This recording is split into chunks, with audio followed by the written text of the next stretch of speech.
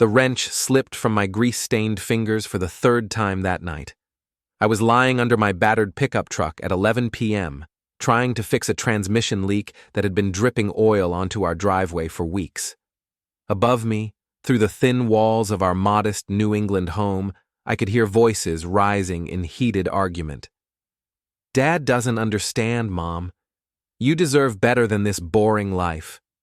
That was my 16-year-old daughter Judy, her voice carrying that particular brand of teenage certainty that cuts deeper than any blade. "Kellen makes me feel alive again, honey. Your father." Jade's voice trailed off, but I caught the implication. 20 years of marriage, and I had become the reliable appliance that nobody notices until it breaks down. "I am Asher Trevan, 40 years old, mechanical engineer at the local automobile factory. For 2 decades, I have been the man who fixes things. Leaking pipes, broken lawnmowers, family finances, neighborhood disputes. The guy everyone calls when something needs solving, but apparently not the guy anyone calls when they want excitement.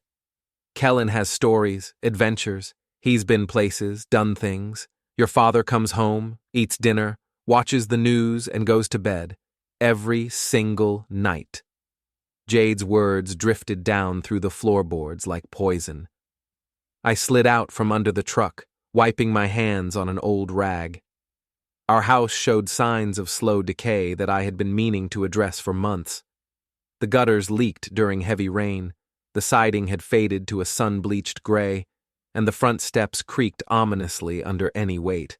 But there was always something more urgent, demanding my attention at the factory, some crisis that required my particular brand of methodical problem-solving. Through the kitchen window, I could see Jade pacing while she talked to our daughter. At 39, my wife remained striking. Her dark hair was shorter now, styled in a way that suggested sophistication rather than suburban practicality. She worked as a curator at the local museum, a job that had become increasingly important to her identity over the past year. "Kellen says I have potential that's being wasted here," Jade continued. "He thinks I could work at galleries in Boston, maybe even New York. Real culture, not this small-town nonsense." Kellen Brooks. The name had been appearing in our conversations for months now. Jade met him at the new fitness center downtown, where she had started spending 3 evenings a week. He was 41, recently moved to town, and claimed to work as some kind of consultant. The details of his profession remained mysteriously vague, but he drove an expensive sports car and wore clothes that suggested either success or debt. I climbed the front steps, each one announcing my arrival with its familiar groan. The conversation inside stopped abruptly.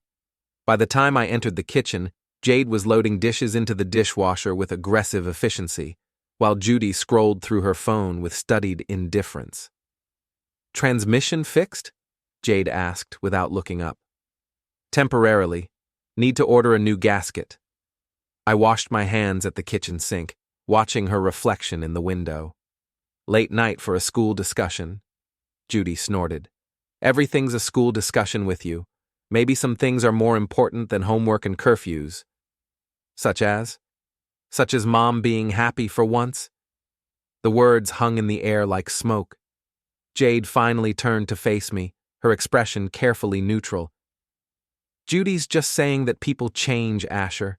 People want different things as they get older." "Different things like what?" "Like excitement, adventure, feeling alive instead of just existing." I leaned against the counter, studying my wife's face.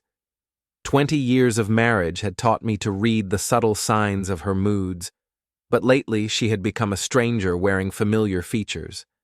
"And I don't provide that? You provide stability, security. You're dependable." She spoke the words like they were symptoms of a chronic disease. "But not exciting." "No, Asher, not exciting." Judy looked up from her phone, sensing the tension. "Mom's not saying you're a bad person, Dad. Just that maybe you're not the right person for her anymore." The casual cruelty of teenage honesty. I nodded slowly, processing this information with the same methodical approach I used for mechanical problems. Identify the issue, examine the components, determine the most effective solution. I see. And Kellen provides the excitement you're looking for? Jade's cheeks flushed slightly. Kellen understands that life is supposed to be more than routine and responsibility. He's traveled, seen things, taken risks. What kind of risks? The kind that make you feel alive. I walked to the refrigerator and pulled out a beer, taking my time with the bottle opener. Through the kitchen window, I could see our neighbor Gordon working in his garden despite the late hour. Gordon noticed everything that happened on our street and shared most of it with anyone willing to listen. So what happens now? I asked. Jade and Judy exchanged a look that told me they had already discussed this extensively. I think we need some time apart, Jade said, to figure out what we both want. You mean what you want? I mean what's best for everyone. I took a long drink of beer, considering my options. The rational response would be to suggest counseling, to fight for our marriage, to promise changes and compromises. But something cold and calculating was stirring in my chest, a feeling I had never experienced before. How long have you been seeing him? Asher, please don't make this. How long, Jade? She lifted her chin defiantly. 3 months. And before you ask, yes, it's serious. Judy was watching us both with the fascination of someone observing a car accident. Mom deserves to be happy, Dad. You can't be selfish about this. Selfish. 20 years of providing, protecting, and solving everyone else's problems, and I was being selfish for expecting basic loyalty from my own family. I'll stay at my mother's place tonight, I said quietly. Give you time to think. That's probably best, Jade agreed, relief evident in her voice. I finished my beer and headed upstairs to pack a bag. As I folded clothes into an overnight case, I could hear them resume their conversation below, voices animated with the excitement of conspiracy. They were planning my replacement, discussing the logistics of trading me in for a newer model. But as I packed, I was making plans of my own.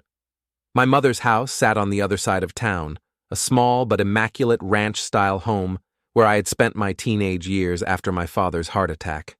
Brenda Trevan, now 72, remained sharp as a blade and twice as cutting when the situation warranted. She's having an affair, she said bluntly as I carried my bag through her front door. It wasn't a question. How did you? Gordon called me 20 minutes ago.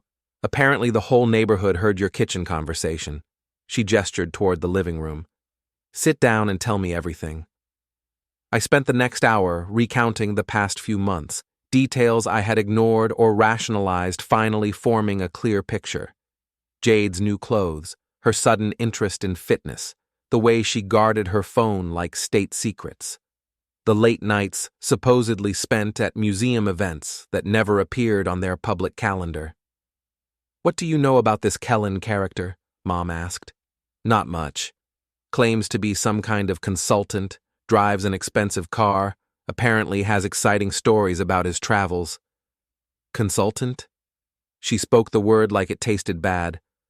That's what men call themselves when they don't want to explain how they actually make money. The next morning, I drove to the factory and threw myself into work with unusual intensity. The automobile assembly line demanded constant attention, and I had always found comfort in the logical progression of mechanical systems. Parts fit together in predictable ways, problems had identifiable causes, solutions followed established procedures. During my lunch break, I sat in my truck and finally examined Jade's behavior with the same systematic approach I used for engineering problems.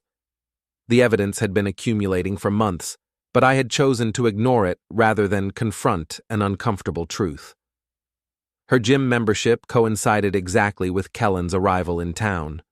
Her new interest in culture and sophistication began shortly after their first meeting.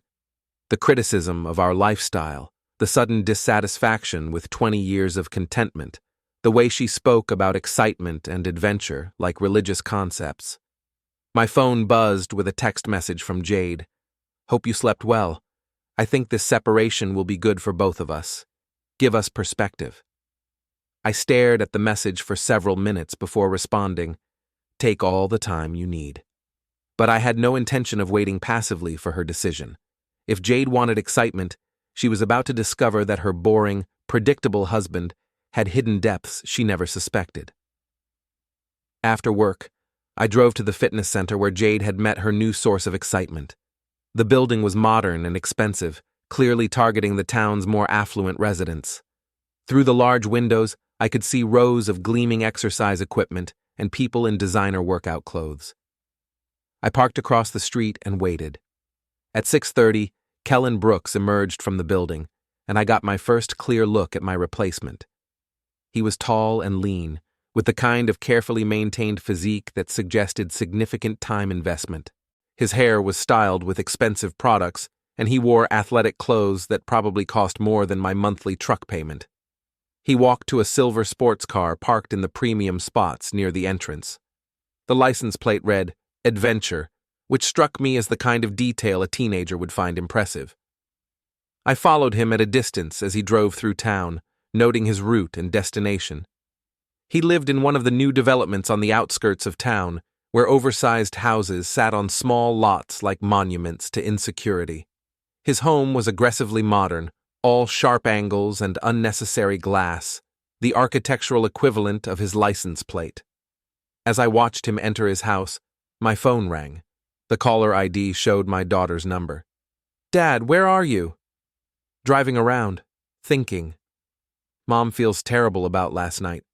She doesn't want to hurt you, but she's going to anyway." "It's not personal, Dad.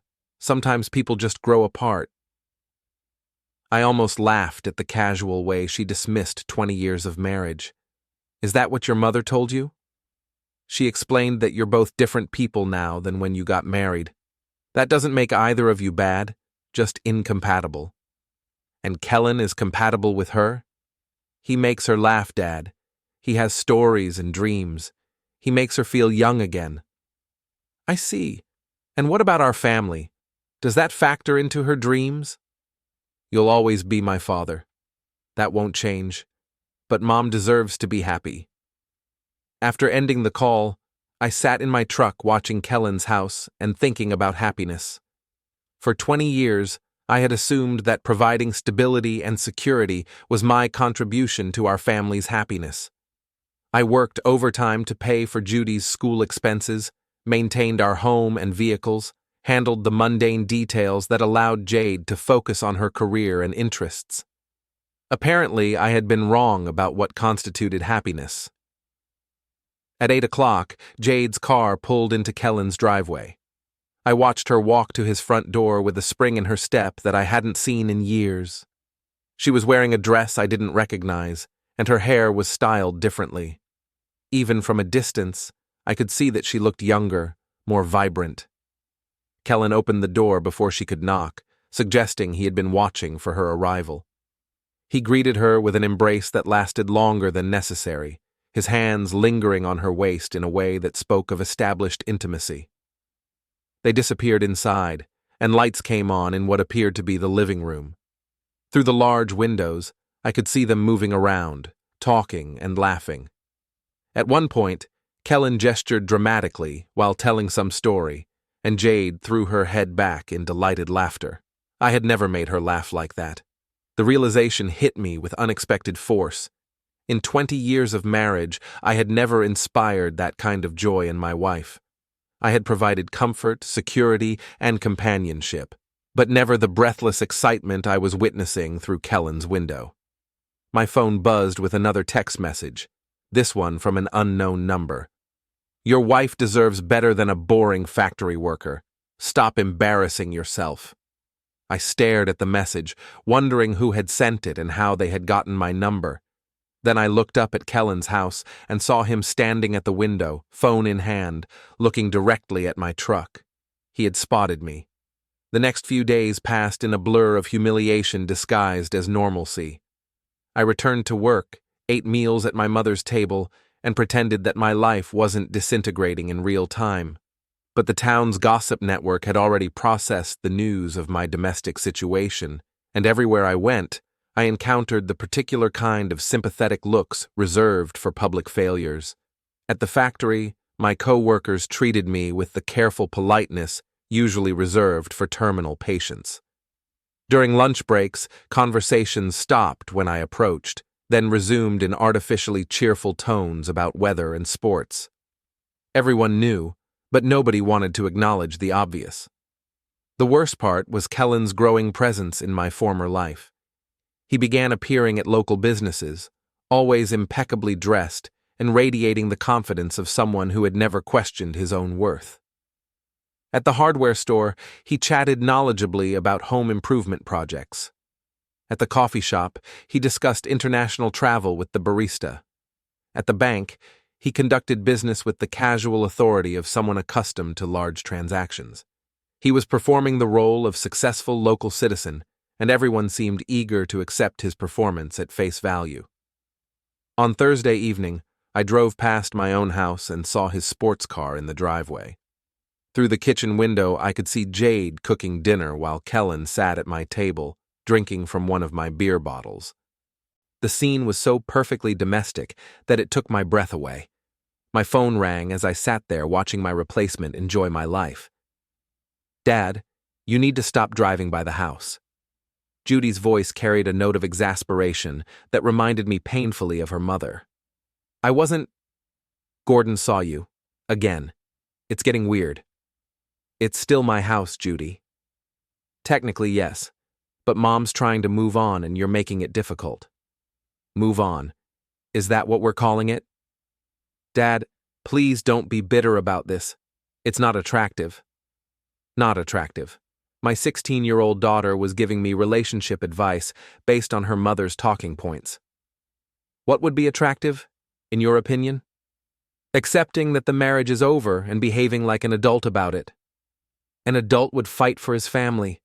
An adult would recognize when something isn't working and let it go gracefully." I ended the call without responding and drove to the Iron Tap, a bar on the outskirts of town that catered to factory workers and other members of the community's invisible infrastructure. The interior was dimly lit and unpretentious, decorated with automotive memorabilia and photographs of local sports teams from decades past. I ordered a beer and settled into a corner booth, hoping for anonymity. But within minutes, I was joined by 3 coworkers who had apparently decided I needed company, whether I wanted it or not. "Heard about your situation," said Mike Patterson, a welder who had worked at the factory for 15 years. "That's rough, man." "These things happen," I replied, hoping to discourage further discussion. "My cousin went through something similar," offered Tom Bradley, an assembly line supervisor. "Wife ran off with her personal trainer. Took him 2 years and half his savings to get over it. The thing is," Mike continued, "you can't let it destroy you. Women come and go, but your self-respect is permanent." Their sympathy was genuine but painful.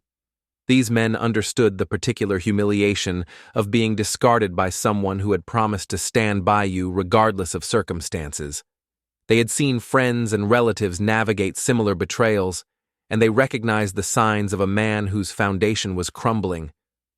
"The new guy's got money," Tom observed. "Drives that fancy car, wears expensive clothes. Some women get impressed by that stuff." "Money doesn't make you a better person," Mike added. "Just makes you better at hiding your flaws." As if summoned by our conversation, Kellen Brooks walked into the Iron Tap. He paused in the doorway, scanning the room with the confidence of someone accustomed to making entrances. When his eyes found our table, he smiled and walked over with deliberate purpose. "Asher, mind if I join you?" The question was rhetorical. He was already sliding into the booth before I could respond, forcing Mike and Tom to make room. Up close, he was even more polished than I had realized. His teeth were professionally whitened, his skin showed signs of expensive grooming, and his clothes fit with the precision of custom tailoring. "I wanted to talk to you about Jade," he said without preamble. "Clear the air between us." Mike and Tom exchanged uncomfortable glances. "Maybe we should," Mike began. No need to leave, Kellen interrupted. This concerns the whole community, really. When a marriage ends, it affects everyone. He turned his attention back to me, his expression carefully sympathetic. Jade's told me a lot about your relationship. 20 years is a significant investment. You should be proud of what you built together. Should I? Absolutely. You provided exactly what she needed during that phase of her life. Stability, security, a safe environment to raise your daughter. That's nothing to be ashamed of. The condescension was so smooth that it took a moment to register. He was praising me for being useful, like a reliable appliance that had served its purpose. But people evolve, he continued.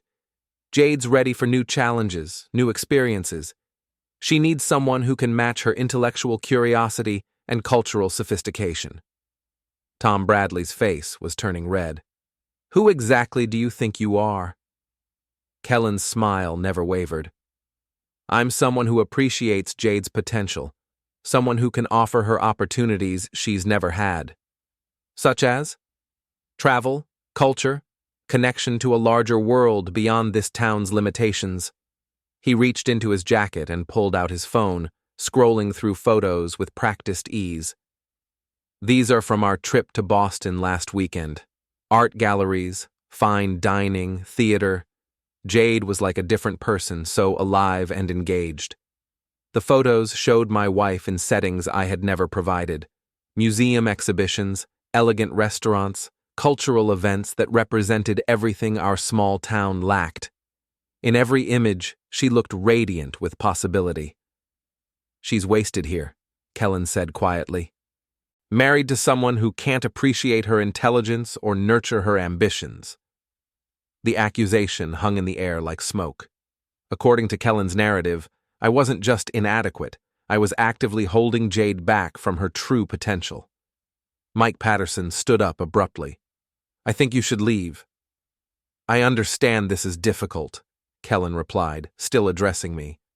But fighting the inevitable only makes it harder for everyone. Jade's made her choice. The graceful thing would be to accept it.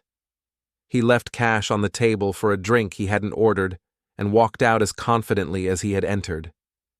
The entire exchange had lasted less than 10 minutes, but it felt like a public execution.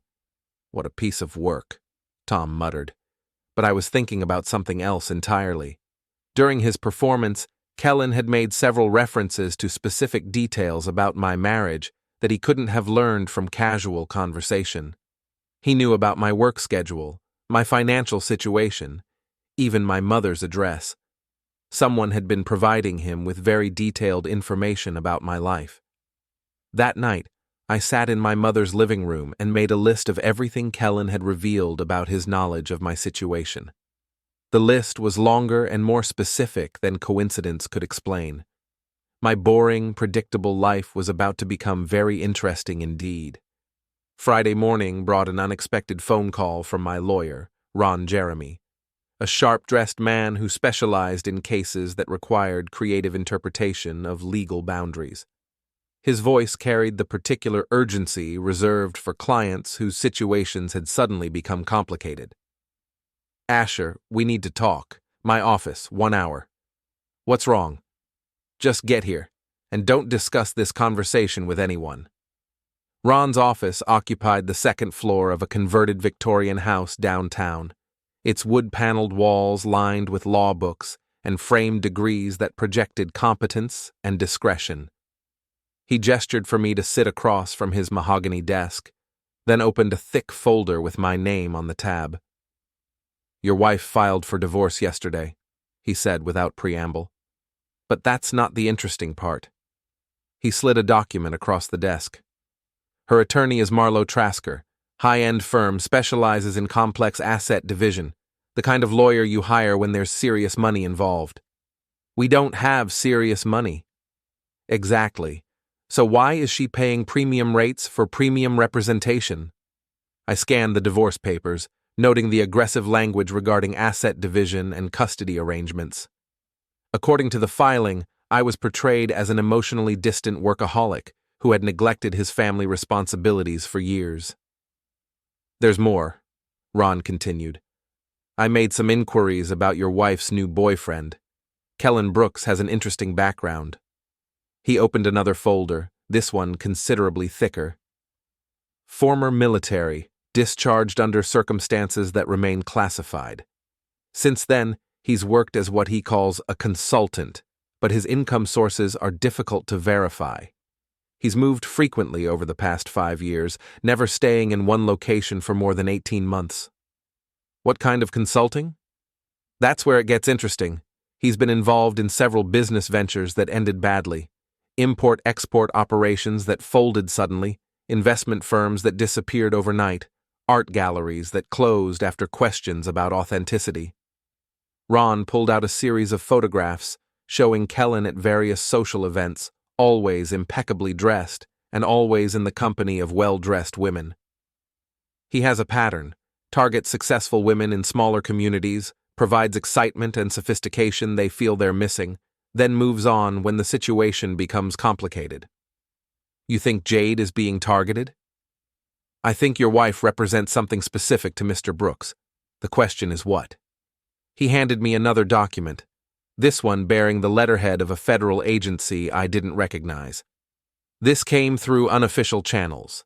Kellen Brooks is currently under investigation for activities related to national security.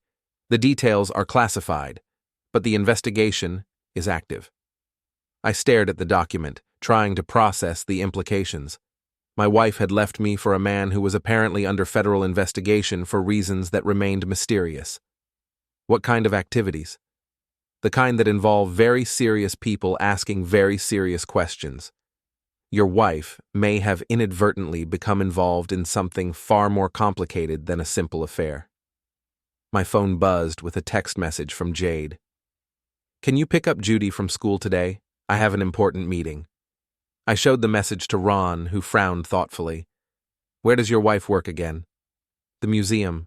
She's a curator specializing in authentication of historical artifacts. Authentication? He spoke the word slowly, as if testing its weight. That's a very specific skill set, very valuable to certain types of people. The implications were becoming clearer. Jade's expertise in determining the authenticity of valuable objects would be extremely useful to someone involved in art fraud or smuggling operations. I need you to be very careful, Ron said. If your wife is unknowingly involved in federal crimes, your divorce could become the least of your problems. I left his office with my mind spinning, but drove directly to Judy's school as requested. She emerged from the building with 2 friends, all of them animated by whatever teenage drama had consumed their day. When she saw my truck, her expression shifted to mild annoyance. Where's Mom? Meeting.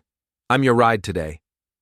She said goodbye to her friends and climbed into the passenger seat with obvious reluctance. This is embarrassing, Dad. Your truck looks like it belongs in a junkyard. It runs. Barely. Kellen says image matters. People judge you based on what you drive, how you dress, where you live. Kellen says a lot of things. He's successful. He knows about business and culture and the real world, not just factory work and fixing broken appliances. I pulled out of the school parking lot, considering my response. What else does Kellen talk about? Everything. He's traveled all over the world, met important people, done exciting things. He makes Mom feel sophisticated instead of stuck in this boring town. Has he asked about Mom's work at the museum? Of course. He's interested in art and history. He actually appreciates her intelligence, unlike some people. The criticism stung because it contained enough truth to be effective. I had never shown much interest in Jade's work beyond polite inquiries about her day. I assumed that my support came through providing financial stability rather than intellectual engagement. What kind of questions does he ask about her work? Judy shrugged. Normal stuff, about the collections, how authentication works, what makes some pieces more valuable than others. He's thinking about becoming a collector himself. A collector. Another piece of the puzzle clicked into place. Has Mom brought any work materials home recently? Documents, photographs, authentication records? Why would you care? You never paid attention to her work before. I'm paying attention now. Too late, Dad. She's moved on. I dropped Judy at the house and sat in the driveway for several minutes, watching Kellen's sports car gleaming in the afternoon sunlight. Through the kitchen window, I could see him and Jade sitting at the table, documents spread between them. Jade was pointing to something on her laptop screen while Kellen took notes. My phone rang. The caller ID showed my mother's number. Gordon called again, she said without preamble. Says there's been strange cars driving through the neighborhood at night. People he doesn't recognize. What kind of cars? Dark sedans with tinted windows. Government-looking, according to Gordon. When did this start? About a week ago, right around the time your wife started bringing her boyfriend around. I thanked her and ended the call, then drove to a coffee shop downtown, where I could think without interruption.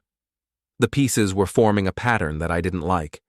Kellen's mysterious background, his interest in Jade's authentication expertise, the federal investigation, and now surveillance vehicles in our neighborhood. My wife hadn't just traded me in for excitement. She had unknowingly become involved in something that could destroy her life. The question was, what I intended to do about it. As I sat there considering my options, my phone buzzed with a text from the same unknown number that had contacted me outside Kellen's house. Stop digging or everyone gets hurt. I looked around the coffee shop, wondering if someone was watching me at that very moment. The threat was clear, but it had the opposite effect from what was intended. For the first time in 20 years, I felt truly dangerous. Saturday morning brought a phone call that changed everything. I was helping my mother organize her garage when my phone rang, displaying a number I didn't recognize with a Washington, D.C. area code. Mr. Trevan, this is Agent Sarah Mitchell, Federal Bureau of Investigation. I need to speak with you about your wife's association with Kellen Brooks. The words hit me like a physical blow. Is Jade in trouble? That depends on several factors, including her level of cooperation. Can you meet me this afternoon? There's a diner called Murphy's on Route 9 about 20 miles south of your location. What is this about? Mr. Brooks is involved in activities that pose a threat to national security. Your wife's expertise may have been compromised. We'll discuss the details when we meet. I spent the next 3 hours in a state of controlled panic, trying to process the implications of federal involvement in my domestic situation. By the time I arrived at Murphy's Diner, my hands were shaking with nervous energy. Agent Mitchell was exactly what I expected: professional, serious, and completely focused on her objectives. She sat in a corner booth with clear sightlines to all entrances, wearing a conservative business suit that suggested authority without ostentation. Thank you for coming, Mr. Trevan. I know this situation is difficult for you personally, but I need you to understand the larger context. She opened a briefcase and pulled out a series of photographs showing Kellen at various locations, often in the company of people who looked like they belonged in international business or government. Kellen Brooks is not who he claims to be. His real name is Kevin Brennan, and he's wanted in connection with a network that smuggles stolen artifacts and classified military technology. The photographs were stunning in their implications. Kevin, meeting with known criminals, exchanging packages in parking garages, attending functions that were clearly far above his supposed income level. He targets women with specific professional skills, Agent Mitchell continued. Museum curators, art authenticators, technology specialists. He gains their trust, accesses their credentials, then uses their expertise to legitimize fraudulent transactions. You're saying Jade is being used? Your wife has unknowingly provided authentication for several pieces that we now know to be stolen. Her credentials were used to create documentation for artifacts that have since disappeared from private collections. She showed me copies of authentication documents bearing Jade's signature and the museum's official seal. The pieces were worth millions of dollars and had been reported stolen from collections across Europe and Asia. The good news is that your wife appears to be an unwitting participant. The bad news is that her involvement makes her both a witness and a potential target. Target for what? Mr. Brooks's associates don't leave loose ends. When his operations are exposed, people who can testify against him tend to disappear. The implications were staggering. My wife's affair had evolved into a federal case involving international crime and potential threats to her safety. What do you need from me? Information. Your wife trusts you, even if she doesn't want to be married to you anymore. We need her to cooperate with our investigation, but she has to understand the danger she's in. Agent Mitchell handed me a secure phone and a business card. If you can convince her to meet with us, we can offer protection in exchange for her testimony. But time is running out. Our sources indicate that Mr. Brooks is planning to leave the country soon. How soon? Within the next few days. If he disappears, your wife becomes the primary link to his operation. That makes her extremely valuable to some very dangerous people. I drove home in a daze, trying to formulate a plan that would save my wife from the consequences of her own poor judgment. The irony was overwhelming. The excitement she had craved was about to become more dangerous than she could imagine. When I arrived at my mother's house, I found Jade's car in the driveway. She was sitting at the kitchen table with my mother, both of them looking like they had been crying. "Asher, thank goodness you're here," Jade said, rising to embrace me. "Something terrible has happened." "What's wrong?" "Kellen's gone. He left town this morning without saying goodbye, and there are men asking questions about me at the museum."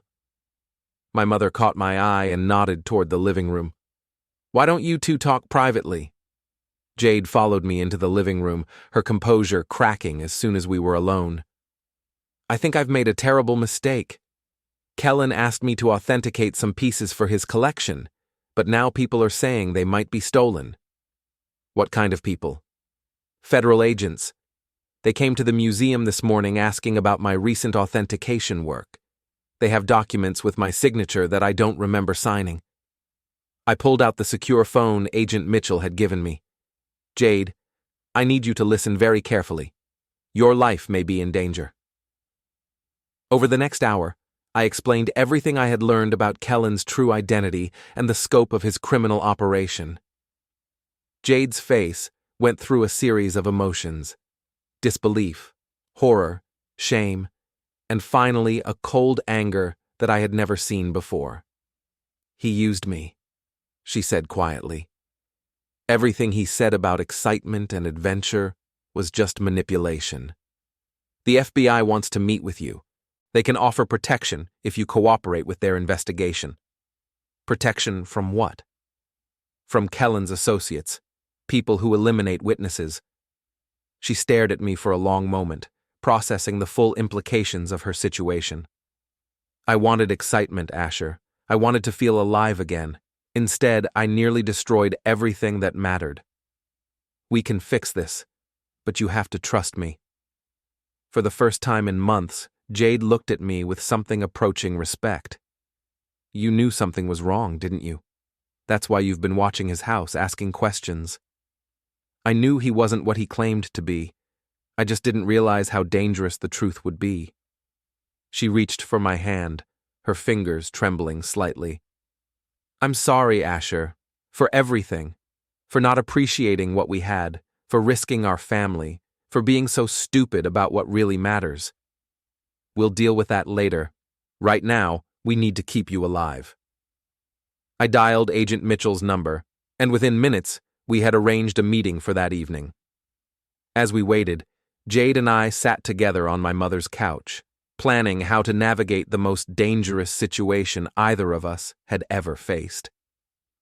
Outside, Gordon was working in his garden again, but now I understood that he wasn't the only one watching our neighborhood. The excitement Jade had craved was about to reach its climax, but not in any way she could have imagined. The federal safe house was located in a remote area of Montana, surrounded by wilderness that stretched to the horizon in every direction. For 3 weeks, Jade and I lived under the protection of armed agents while she provided testimony that would eventually dismantle Kellen's entire operation. The man we had known as Kellen Brooks was arrested at the Canadian border with forged documents and a suitcase containing stolen artifacts worth over $10 million. His real name was indeed Kevin Brennan, and he had been operating similar schemes across the country for nearly a decade. Jade's testimony proved crucial in connecting him to a network of international criminals who specialized in trafficking stolen art and classified technology. Her authentication credentials had been used to legitimize the sale of dozens of stolen pieces, making her an invaluable witness for the prosecution.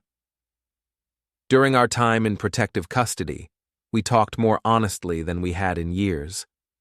Jade acknowledged that her dissatisfaction with our marriage had made her vulnerable to Kellen's manipulation, while I admitted that I had taken our relationship for granted and failed to nurture her emotional needs.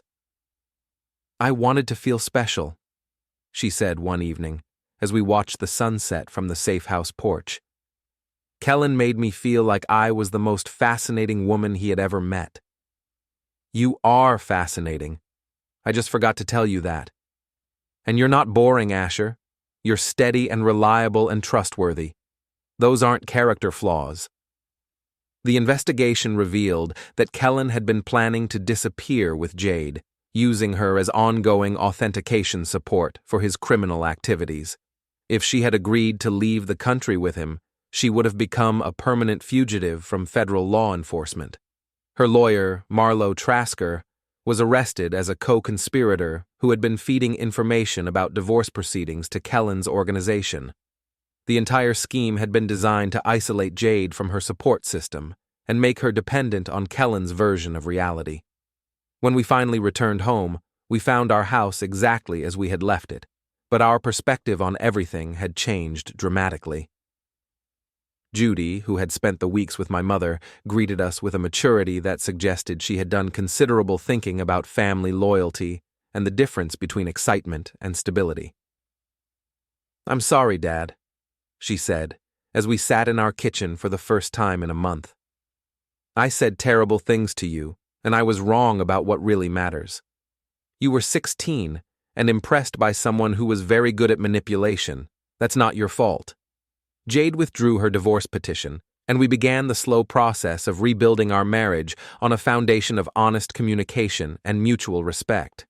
The experience had taught us both that excitement without trust is merely chaos, while stability without appreciation becomes stagnation. Kellen Brooks, Kevin Brennan, was sentenced to 22 years in federal prison. His network was dismantled, and dozens of stolen artifacts were returned to their rightful owners. Jade received commendation from the FBI for her cooperation and courage in testifying against dangerous criminals. 6 months later, I received a letter forwarded through the federal prosecutor's office. It was from Kellen, written from his prison cell. "You won, Asher. Your boring, predictable life turned out to be exactly what Jade needed. I offered her excitement, but you gave her something more valuable, the security to take risks without losing everything that mattered. That's a kind of strength I never understood." I showed the letter to Jade, who read it thoughtfully before tearing it into small pieces. "He still doesn't understand," she said. "It was never about winning or losing. It was about choosing what kind of life we wanted to build together." We never spoke about the letter again, but I kept one piece of it as a reminder of how close we had come to losing everything that actually mattered. Our marriage isn't perfect, but it's real. We work at it every day, appreciating what we have while remaining open to growth and change. Jade still works at the museum, now with enhanced security protocols and a deeper appreciation for the responsibility that comes with her expertise. I still fix things, mechanical problems, household issues, family conflicts when they arise. But now I understand that the most important thing I ever fixed was my own understanding of what it means to be a husband, father, and partner. Sometimes the most exciting thing you can do is choose to stay and fight for what you've built together. That's a lesson worth learning, even if it nearly cost us everything to understand it.